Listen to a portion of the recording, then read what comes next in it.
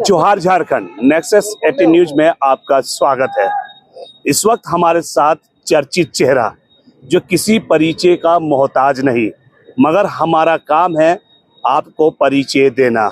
हमारे साथ केंद्रीय सरना समिति के केंद्रीय अध्यक्ष अजय तिर्की जी मौजूद हैं और झारखंड की राजनीति से लेकर के झारखंड के निर्माता माननीय शिबू सोरेन जी के निधन को लेकर के विश्व आदिवासी दिवस मनाया जाता 9 अगस्त को लेकर के स्थगित कर दिया गया। इस विषय को लेकर से इनसे सीधा मुखातिब होंगे। पहले तो अजय जी, आपका नेक्सस 18 न्यूज में बहुत स्वागत है। आपको भी बहुत सारा शुभकामनाएं, बधाई। स्थगित जो हुआ है, क्योंकि देखिए झारखंड के निर्माता थे और उन्हीं की वजह से स्वतंत्र तरीके से लोग जी रहा है। ये बताएं कि किस तरीके से स्थगित हुआ, क्या करना आगे, क्या रणनीति, ये बताएं। देखिए, आज हम लोग कहें जिस झारखंड में हम लोग रह रहे हैं जी, इस झारखंड के निर्माता रहे हमारे झारखंड के दिसुम गुरु माननीय श्री शिबू सोरेन जी आज हमारे बीच नहीं रहे, उससे पूरे झारखंड में दुखी का लहर है। और उस दुख के घड़ी में हम लोग किसी प्रकार का कोई ऐसा कोई आयोजन प्रोग्राम ना करें जिसको लगे कि हम लोग उसकी आत्मा को ठेस पहुंचा रहे हैं। इसलिए हम लोग उसकी आत्मा को शांति की कामना करते हुए हम लोग तमाम आदिवासी संगठन के लोग, हम लोग जो 8, 9, 10 को जो हमारा जो कार्यक्रम था जी जी, 8, 9, 10, ऐसा तो 9 अगस्त को ही विश्व आदिवासी दिवस का मेन दिन रहता है, लेकिन हम लोग 3 दिवसीय इसको कार्यक्रम इस बार किए थे। बहुत धूमधाम से मनाने का निर्णय लिए थे 8, 9, 10, और हम लोग 8 तारीख को ही जुलूस निकाल रहे थे। मतलब ½ किलोमीटर, मतलब 500 मीटर सरना झंडा लेकर के हम लोग सरना यात्रा करने वाले थे सिरम टोली से यही मोराबादी मैदान तक। लेकिन जिस तरह से हमने देखा कि हमारे झारखंड के निर्माता, झारखंड के दिसुम गुरु शिबू सोरेन हमारे बीच नहीं रहे, इसी कारण से आज हम लोग इस कार्यक्रम को स्थगित कर रहे हैं।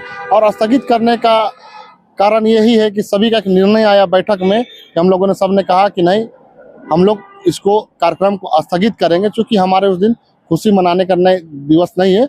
और ऐसे भी हम लोग आदिवासी दिवस जागरूक का दिवस होता है, लेकिन फिर भी लोग उस दिन भी नाच देख करते हैं। लेकिन ये दुख की घड़ी में हम लोग इस कार्यक्रम को इसलिए हम लोग स्थगित कर रहे हैं। अजय जी, मैं बात करूंगा माननीय शिबू सोरेन जी के साथ आपकी कई मुलाकातें हुई, कोई ऐसी यादगार बातें हैं जो आपके बीच हुआ करती थी, या कुछ आपको कोई गाइडलाइंस दिया करते थे, कुछ यादगार पल के बारे में बताएं। देखिए, एक दिन मुझे बहुत अच्छे से याद है, कल्पना भाभी बैठी हुई थी और हेमंत सोरेन बैठे हुए थे।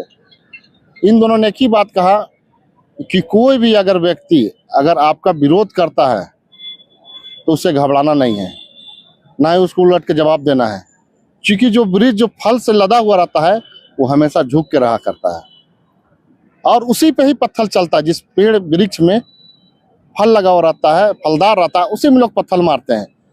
हमने कल्पना भाभी और हमारे झारखंड के मुख्यमंत्री माननीय श्री हेमंत सोरेन जी इस बात को कहते हैं। हमने उस दिन से उस बात को बैठा लिया कि लोग कितना भी विरोध करें हमारा, लेकिन हमको उसको उलट के जवाब नहीं देना। हाँ, अगर ऐसा लगेगा कि हमको उसको जवाब देना है तो उस दिन जरूर जवाब देंगे, लेकिन फिलहाल हमें उस दिन का बात को आज तक हमें दिल में बैठा रखे हैं, दिमाग में रखे हैं कि देख लीजिए जिस तरह के हेमंत सोरेन कितने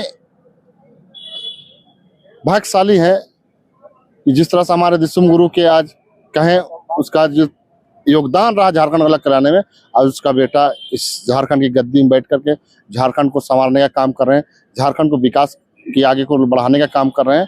और झारखंड में सुख, समृद्धि, खुशहाली, हरियाली लाने के लिए जब होता है तब वो विनती प्रार्थना भी करते रहते हैं काम के साथ साथ। लोग कह रहे हैं कि भले हमारे बीच में माननीय शिबू सोरेन जी नहीं रहे, मगर आज उनकी कॉपी हमारे दिल में है, शरीर नहीं है, मगर उनकी सारी चीज, उनकी संवेदनाएं उनके बेटे में देखी जा रही है।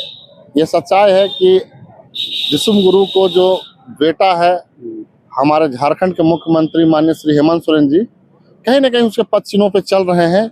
और उसका जो सपना था झारखंड को अलग करके झारखंड को विकासशील करना, झारखंड को विकासशील में आगे बढ़ाना, सुख समृद्धि लाना, खुशहाली लाना, हरियाली लाना, और कहीं ना कहीं झारखंड को उस ऊंचाई तक ले जाना कि पूरे देश के जितने भी राज्य है उस राज्य में सबसे 1 नंबर तक कैसे पहुंचे, उसको लेकर कटिबद्ध होकर के आज मुख्यमंत्री हमारे हेमंत सोरेन जी आगे बढ़ रहे हैं, और कहीं ना कहीं आने वाले दिन में कुछ दिन में ये पता चलेगा कि झारखंड का कायाकल्प चेंज हो जाएगा और विकासशील बनेगा, और दूर दराज से जितने राज्य में हमारे लोग जो जाते हैं कामों करने, चाहे पढ़ाई के क्षेत्र में बाहर, वो जाने की जरूरत नहीं पड़ेगी, और हमारा झारखंड में सब चीज़ की सुविधा होगी। भले दूसरे राज्य से हमारे राज्य में छात्र छात्राएं पढ़ने आएंगे, काम करने आएंगे, लेकिन इस राज्य का दूसरे राज्य में ना जाए, इसके लिए पूरी तरीका से आज की सरकार इस पर कदम से कदम मिलाकर विकास की ओर आगे बढ़ रहे हैं। अजय जी, एक मेरा और सवाल है कि जब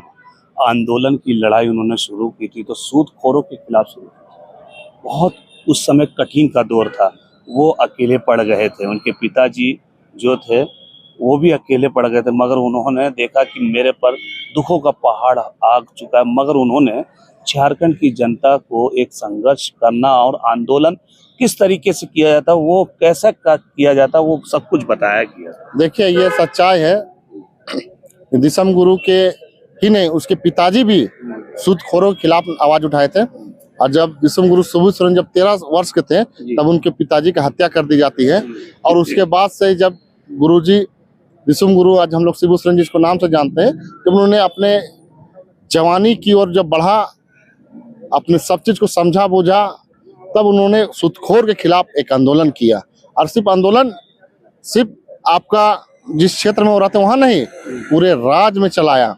उस राज्य को सूदखोरों से आगे बढ़ करके, हमेशा आगे बढ़ करके आंदोलन किया, और जहां तक सूदखोरों को हालत खराब कर दी उन्होंने। और कहें तो झारखंड को अलग कराने के लिए किस हद तक उन्होंने आगे तक नहीं गया, ना जाने कितने ऊपर में केस हुई, उनको कितना दिन जंगल में रहना पड़ा, नदी में भी कूद गए थे, उनके पीछे लोग जो पड़ गए थे, क्योंकि जब महाजनों से सीधा टक्कर हुई थी, उनके जान को खतरा भी होता, कई बार भी होते, तो नदी में कूद गए थे। उन लोगों ने कहा कि अब शिबू सोरेन नहीं है। देखिए, ये सच्चाई है कि उन्होंने सूदखोरों के खिलाफ जिस तरह से आवाज उठाई थी, सूदखोरों को एक तरह से दुश्मन हो गए थे दिसम गुरु हमारे, तो उन्होंने मारने का प्लान बनाया हमारे दिसम गुरु शिबू सोरेन को, और लोगों ने उसके पीछे आदमी लगाया। लेकिन एक जगह थी जहाँ नदी किनारे, वो छेका के चारों तरफ से घिर गए थे, उन्होंने अपनी जान बचाने के लिए उन्होंने नदी में छलांग लगा दी गाड़ी सहित, लेकिन लोग समझे गांव वाला वो मर गए। लेकिन जैसे वो जीवित होकर फिर लौटते हैं, मतलब बच के निकलते हैं नदी से, गांव पहुंचते हैं, तब से उनको लोगों ने दिसम गुरु का अर्थ होता है देश का गुरु, मतलब झारखंड ही नहीं, दिसम गुरु का अर्थ होता है देश का गुरु, और उसी समय से उसको देश के गुरु का उपाधि दिया गया, और आज तक हम लोग उसको देश के गुरु के नाम से जानते हैं, दिसम गुरु के नाम से जानते हैं। और आने वाले दिन में भी हम लोग, दिल हो चाहे दिमाग हो, हम लोग उसे दिसम गुरु के नाम से ही याद करेंगे। और किसी भी हम लोग आंदोलन में अगर जाते हैं तो सबसे पहले हम लोग बिरसा मुंडा, सिद्धू कानू, चांद भैरव, नीलांबर पितामल, हलदल गिरधर, रुनिया झुनिया, इस तरह से हम लोग नाम लेते हैं। उसी के बाद हम लोग आज के बाद से हम लोग दिसम गुरु का भी नाम लेंगे, ये तय है। ये बताइए, शिबू सोरेन जी के नाम से कौन सा ऐसा चर्चित चीज बनना चाहिए जो लोगों के दिल दिमाग में हमेशा रहे शिबू सोरेन जी?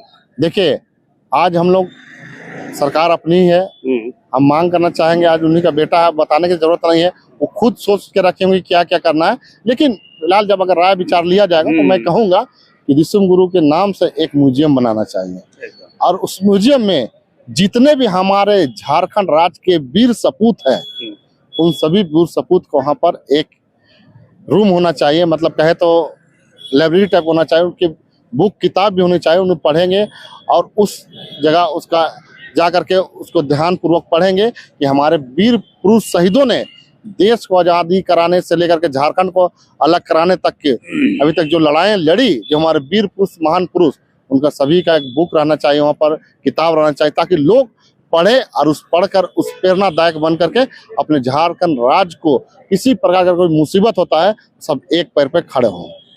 केंद्र के नेता से लेकर राज्य के हर राज्य के लोग उनको चाहते थे और उनसे बड़ा लगाव हुआ था। देखा जा रहा था कि जिस समय भाजपा की सरकार हुआ करते थे, लाल कृष्ण आडवाणी जी भी उनको बहुत अलग दिल से मानते थे, अटल बिहारी वाजपेयी जी मानते थे, मनमोहन सिंह जी भी मानते थे। तो क्या लगता है कि वो चले तो गए, क्या वो भारत रत्न के लायक नहीं थे? एकदम भारत रत्न की मांग हम लोग भी करेंगे, और चूंकि जिस तरह से आप जान रहे हैं कि तमाम राजनीतिक पार्टी उनको भी अपना मान सम्मान देते हैं, कभी भी गुरु जी ने किसी भी पार्टी को अपना दुश्मन नहीं माना।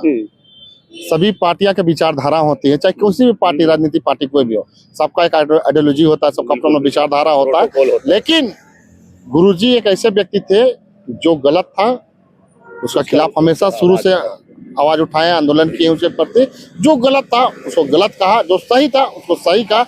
इसीलिए आज उसके तमाम राजनीतिक पार्टियां उसको तहे दिल से नमन करती हैं, उनको मानते हैं। इसी कारण से आदिवासी अस्मिता की जब बात आती है, आदिवासी पे जब कोई लालचन उठाता है या फिर बदनाम करने की कोशिश करता है, तीर धनुष का बहुत बड़ा इतिहास रहा है।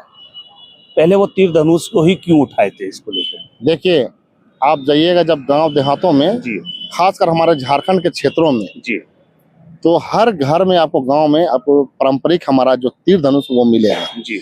और जब ये हमारा तीर धनुष, ये आधुनिक हमारा हथियार है, जब यही तीर धनुष से लेकर के अंग्रेजों के साथ हमारे पूर्वजों ने लड़ा और वही तीर धनुष से शिकार भी किया।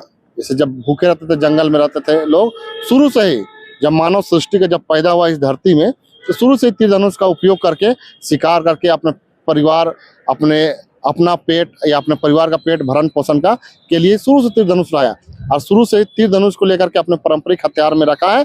और शुरू से ही मैं कहूँ तो आज तक आप जाइएगा, हमारे खुद घर में तीर धनुष है। मैं शहर में रहता हूँ लेकिन फिर मैं तीर धनुष रखता हूँ। इसीलिए जब शहर के लोग तीर धनुष रख सकते हैं तो गाँव के लोग भी स्वाभाविक रूप से तीर धनुष रखेंगे और जब जरूरत पड़ेगी तो उसका हम लोग इस्तेमाल भी करेंगे। झारखंड में कई स्कूल हैं, हजारों हजार की संख्या में, और गुरुजी के निधन जब हुआ है, लोगों का कहना है कि स्कूल में गुरुजी के नाम का पाठ भी पढ़ाया जाए, एक सब्जेक्ट, एक ऐसा बुक निकले ताकि गुरुजी की जन्म तिथि से लेकर संघर्ष तक की पूरी कहानी हर एक बच्चे, युवा जनरेशन के को पढ़ना चाहिए, ताकि कुछ स्ट्रगल करते में वो कभी हार ना माने। एकदम वही तो मैंने कहा कि म्यूजियम बने और म्यूजियम में जितने भी हमारे झारखंड के वीर सपूत हो उन सभी का लाइब्रेरी रहे और साथ ही साथ उस लाइब्रेरी में आज के डेट में हमारे गुरुजी शिबू सोरेन विषम गुरु जिसे हम लोग कहते हैं उनका भी रहे। और सब्जेक्ट भी किसी भी क्लास में हो उसका एक सब्जेक्ट होना चाहिए ताकि उसका इतिहास को लोग पढ़े और जाने कि किस तरह से अपने समय के चक्र में, समय के काल में, अपनी जवानी के क्षेत्र में कितना संघर्ष किया, तब जाके ये हमारा झारखंड राज्य अलग हुआ। और झारखंड के साथ साथ हमारे जो देश आज़ाद कराने के लिए जो वीर सपूत थे, हमारा स्वतंत्रता सेनानी थे, उनको अभी एक बुक रहना चाहिए ताकि लोग पढ़ेंगे तब तो अपने झारखंड के इतिहास को जानेंगे। नई जनरेशन जो युवा नई पीढ़ी है उसके बारे में क्या एक छोटा सा मैसेज? बस साफ तौर से मैं यही कहना चाहता हूँ कि आज के युवा पीढ़ी को मैं यही संदेश देना चाहता हूँ कि पढ़ो लिखो, आगे बढ़ो और नशा पान से दूर रहो। अब बेमतलब बेफिजूल का बातों में किसी का ना पढ़ो और पढ़ लिख करके देश हो चाहे राज्य हो उसका नाम ऊंचा करो, यही संदेश देना चाहता हूं। देखिए, आप देख सकते हैं कितना खूबसूरत अंदाज में, कितना शालीनता तरीके से हमारी बातों का जवाब दिया अजय तिर्की। यही वे है अजय तिर्की हैं जो हमेशा आदिवासी के हर एक मांग को लेकर के डटे रहते हैं, चाहे सरकार में रहें या सरकार के खिलाफ में रहे। मांग जो है, क्योंकि आपको बता दें कि आदिवासी समाज के केंद्रीय अध्यक्ष है तो इनका दायित्व बहुत बड़ा है और पूरे झारखंड में कहीं भी कुछ होता है ये हमेशा एक पैर पर खड़े रहते हैं। इन लोगों ने कई संघर्ष देखे, कई विरोध देखे, मगर उस परेशानी से नहीं डरे क्योंकि इनको एक गुरु जी का आशीर्वाद मिला हुआ है। उन्होंने कहा है कि चाहे कितना भी आपका विरोध हो मगर आपको उसका जवाब नहीं देना, शालीनता और अच्छे तरीके से उसका जवाब देना है। ये थी हमारी खास बातचीत अजय तिर्की के साथ। फिर एक नई वीडियो लेकर आपके साथ समक्ष उपस्थित होंगे। आपसे लेते हैं अलविदा। कैमरा पर्सन सदाम के साथ मैं अशरफ खान, नेक्स्ट 18 रांची।